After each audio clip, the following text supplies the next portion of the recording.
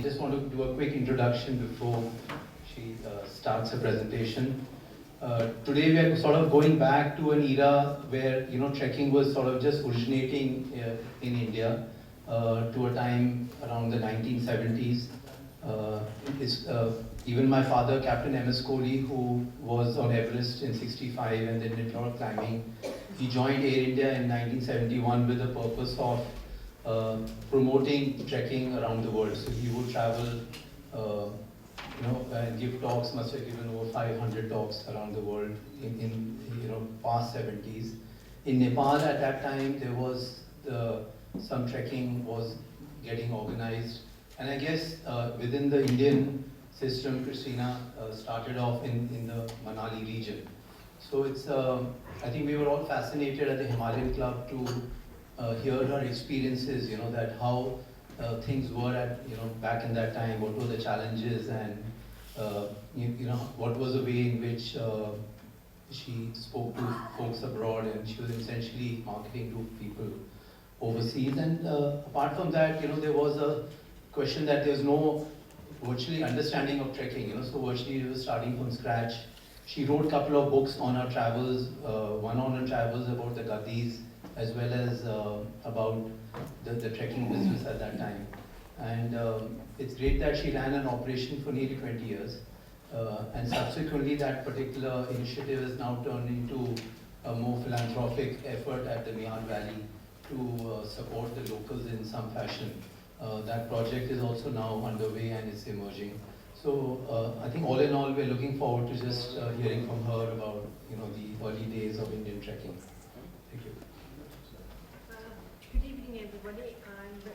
I'm very honored to be here, and I suppose you'll find my tales of once upon a time will be interesting, and it comes up to present.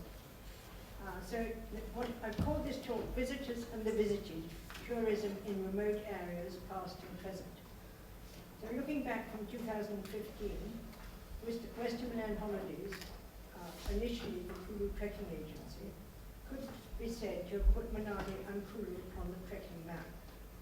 Without Cox and Kings and Air India believing in me some 45 years ago, I wouldn't be here this evening. I don't know how many of you have ever been to Manali.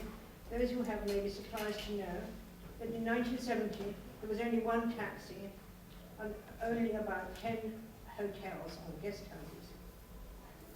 What I'm going to talk about this evening firstly is about what it was like for me initiating a trekking business in 1971, and from 1975 to 1992 running a successful small business with my husband Kranti Singh, and then soon with our 2 children. Why did I begin? And what did Western Holidays become? And then secondly, it is about how my interest developed and how that led to an organisation called Here We Are, where I now work in Argyll in the Highlands of Scotland, and also in the Mentosa Sangathan in Manali, Himachal Pradesh. So what made me begin?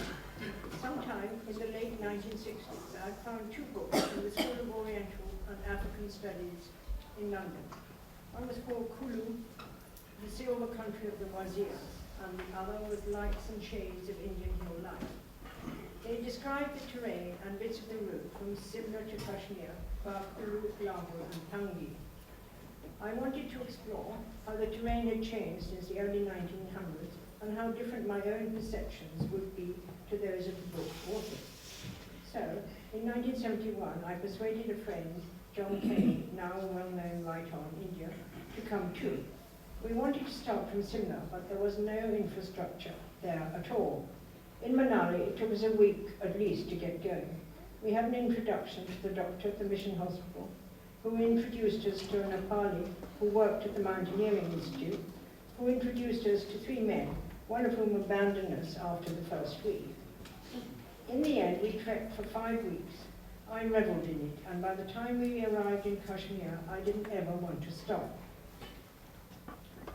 So I decided that, as it had taken so long to organise the trek, there was an opportunity for me to be able to go on trekking by organising it for other people who didn't have the time to spare.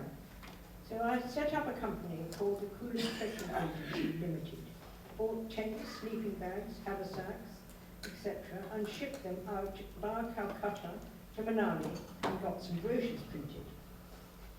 While exploring my files for a recent photograph exhibition in London, which was called Kulu Perceived, I came across a note of a meeting with the managing director